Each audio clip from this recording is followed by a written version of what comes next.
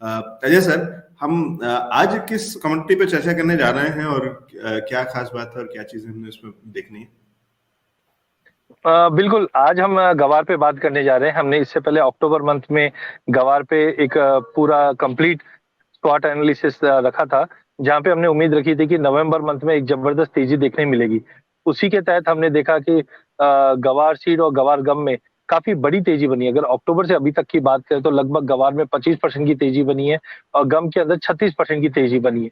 लेकिन पिछले हफ्ते भर में हमने थोड़ा बहुत मार्केट में एक सुस्त कारोबार जरूर होते हुए देखा, जो हम टेक्निकली एक प्रॉफिट बुकिंग बोल सकते हैं। लेकिन मेजर जो तेजी का कारण था वो था क्रॉप साइज। बिकॉज अक्टूबर में ये लग रहा था कि मार्केट के अंदर करीबन 1.25 से 1.5 करोड़ के आसपास की प्रोडक्शन रहेगी, बट जिस ढंग से अराइवल पिछले महीने भर के अंदर या 15 दिन के अंदर ड्रॉप हुए हैं, ये कहीं ना कहीं संकेत देता है कि मार्केट के इस बार अराइवल कम है और साथ में प्रोडक्शन भी कम है। तो कुछ स्पेकुलेशन मार्केट में चल रहे हैं कि करीबन 55 लाख या 60 लाख के आसपास का प्रोडक्शन होगा, बट हमें लगता है कि मार्केट थोड़ा सा इसको ऑलरेडी डाइजेस्ट कर चुका है। 75-80 के आसपास का भी क्रॉप रहेगा तो ये काफी सपोर्टिव रहेगा गवार कॉम्प्लेक्स के लिए। बिकॉज आप समझिए कि जो गवार का यूसेज है वो मल्टी इंडस्ट्रीज के अंदर यूज होता है, और जिस ढंग से हमने गवार गम में एक छलांग लगाते हुए देखी, या गवार गम गवार सीड के रेशियोज की अगर हम बात करें, तो ये दर्शाता है कि गवार गम का जो उपयोग इंडस्ट्री में रहेगा। क्योंकि एक तरफ रिसेशन के फियर जरूर बने हैं, बट गवार गम जैसे हम जानते हैं कि ऑयल इंडस्ट्री के अंदर, पेपर इंडस्ट्री के अंदर, पेंट इंडस्ट्री, सभी ऑलमोस्ट इंडस्ट्री में यूज होते हैं। तो स्वाट के अनुसार देखें तो स्ट्रेंथ काफी ज्यादा दिख रही है। थोड़े वीकनेस इसलिए भी है क्योंकि मार्केट में थोड़ा अराइवल ऊंचे भाव पे ज्यादा करके आते हुए दिखते हैं, रिसेशन के फियर थोड़े से बने हुए रहते हैं, और कच्चे तेल के अंदर जिस ढंग से थोड़ी सी अनसर्टेनिटी बनी हुई है, तो ये एक्सपोर्ट्स को थोड़ा सा आगे पीछे कर सकते हैं। बट इन ऑल स्ट्रेंथ और अपॉर्चुनिटी वो काफी हद तक ज्यादा दिखती है। अब हम अगर सीजनैलिटी की बात करते हैं तो ये काफी इंपॉर्टेंट होती है।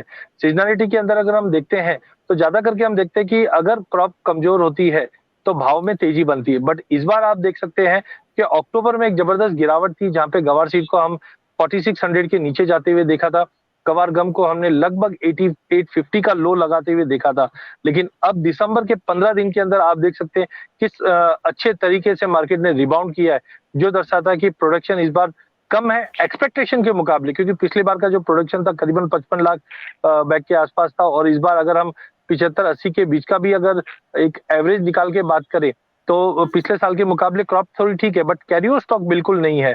और सीजनलिटी भी दिखाती है कि आने वाले 2 महीने, खास करके अगर हम दिसंबर, जनवरी और फरवरी तक भी देखें, तो इस बार क्रॉप को लेकर, कैरियर स्टॉक को लेकर और डिमांड को लेकर काफी अच्छी तेजी बन सकती है। वही गवार गम की सीजनलिटी की अगर बात करें तो उसमें भी हम ये देख रहे हैं कि दिसंबर और जनवरी दोनों के अंदर भी सिनेरियो काफी पॉजिटिव है। तो पहले हमने फंडामेंटल देखा, वो काफी स्ट्रांग था, और अब सीजनलिटी देख रहे हैं वो भी स्ट्रांग है। अब हम आ जाते हैं टेक्निकल के पॉइंट ऑफ व्यू से। तो पिछली बार अक्टूबर में जब भाव करीबन 46-4700 के करीब था, तब हमने कहा था कि मार्केट में एक तेजी का रुख बनना चाहिए और एक बड़ी तेजी बननी चाहिए। उसका कारण था हार्मोनिक पैटर्न। गवार के अंदर एक हार्मोनिक पैटर्न देखा गया था, और आप देख सकते हैं बिल्कुल 200 मूविंग एवरेज, ये वीकली चार्ट है, 200 मूविंग एवरेज का लो लगाने के बाद मार्केट में एक अच्छी खासी तेजी देखने मिली, जो रिसेंटली हमने देखा था कि 6200-6300 के बीच में जाकर अब कंसोलिडेट हो रहा है। बट टेक्निकली अभी भी मार्केट 50 और 200 मूविंग एवरेज के ऊपर है। थोड़ा पुल बैक जो आया है, ये एक बाइंग अपॉर्चुनिटी जो ऊपर में हमें लगता है कि 7000 तक का लेवल आराम से दिखा सकता है।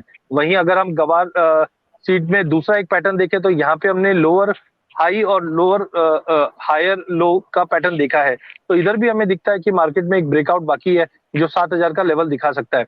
गवार गम में हमने एक्चुअली ट्रिपल टॉप बनते हुए देखा है पिछले 6 महीने के अंदर, या पिछले साल भर की बात करें तो प्राइजेस 13200 के ऊपर बिल्कुल सस्टेन नहीं कर पा रहा है। बट इस बार अगर हम देखें तो वॉल्यूम पार्टिसिपेशन है, स्टोरी है, प्रोडक्शन में जो एक्सपेक्टेशन के बिलो है, ये सबको देखते हुए हमें लगता है कि एक बार 13200 का लेवल तोड़ता है तो डेफिनेटली 14,500-15,000 का लेवल इजीली अचीवेबल है, जो हमने अक्टूबर मंथ में बताया था। तो इन ऑल अगर हम रेशियो की भी बात करते तो रेशियो के अंदर एक कप एंड हैंडल फॉर्मेशंस बना हुआ है, जहां पे ऑलरेडी एक कप एंड हैंडल की जो नेकलाइन होती है वो ब्रीच कर चुका है, और दिखाई दे रहा है कि 2.45 2.5 तक का ये रेशियो जाता है। जब भी रेशियो में गेन आता है तो हम समझते हैं कि गम में ज्यादा तेजी आती है, और गम एज ए इंडस्ट्रियल यूज है, ये कहीं ना कहीं गवार को पूरे को सपोर्ट देता हुआ दिखाई देता है। तो अगर मैं आज का ये सेशन को सम अप करता हूं तो फंडामेंटल हमने देखा क्रॉप साइज एक्सपेक्टेशन के काफी बिलो है, डिमांड धीरे धीरे इंप्रूव हो रही है, रिसेशन के फियर थोड़े जरूर बने हुए हैं, बट ऑलरेडी इंडिया में हम देख रहे हैं कि उसका कोई भी असर नहीं दिख रहा। जिस ढंग से ग्लोबल मार्केट में इंडिया आउट परफॉर्म कर रही है और डोमेस्टिक कंजम्पशन चल रहा है, ये कहीं ना कहीं प्राइजेस को सपोर्ट देता हुआ दिखाई देगा।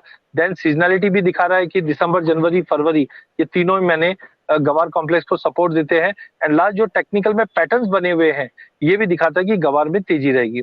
तो इन ऑल मुझे लगता है कि गवार में अब तक जो कंसोलिडेशन है वो जल्द टूटता हुआ दिखाई देगा और भाव में एक अच्छी तेजी मिलेगी। तो गवार में अभी भी जो हमने अक्टूबर में बताया था, निवेश करके चलिए और अभी भी निवेश करके चला जा सकता है। जी, तो अक्टूबर में भी बताया था, वहां पे भी निवेश करने का और उसका बढ़िया फायदा हुआ भी था, दिखा भी था। और एक बार फिर अपॉर्चुनिटी है, टेक्निकल्स भी सपोर्ट कर रहे हैं, फंडामेंटल्स भी। और पहले भी बहुत सारे लोगों ने बहुत सारा धन्यवाद आपको किया था सर गवार गम के लिए, क्योंकि मुझे याद है कि वो जो हमने सेगमेंट किया था और वो जो वीडियो था वो जबरदस्त तरीके से चला था, बहुत सारा वायरल हुआ था। और कहीं ना कहीं उसी तरीके की फिर से अपॉर्चुनिटी मिल रही है गवार गम में, तो वो आपने हमारे साथ में शेयर करी, हमारे दर्शकों के साथ में शेयर करी। बहुत धन्यवाद सर। उम्मीद करते हैं आपकी यात्रा बढ़िया से होगी, मंगलमय होगी, और कुछ और नई चीजें, कुछ और कमोडिटी के अंदर में कुछ नई चीजें और कुछ नई जानकारी लेकर के आप जरूर हमारे साथ में आएंगे। लेकिन पता चलता है कि आप कितनी मेहनत करते हैं और किस किस तरीके से अलग अलग जगह से, देश के कोने कोने से चीजों को ढूंढ करके, समझ करके और फिर लेकर के आते हैं हमारे दर्शकों के लिए। Thank you so much sir, connect होने के लिए, ये सारी जानकारी देने के लिए, और एक बार धन्यवाद। आपकी यात्रा मंगलमय।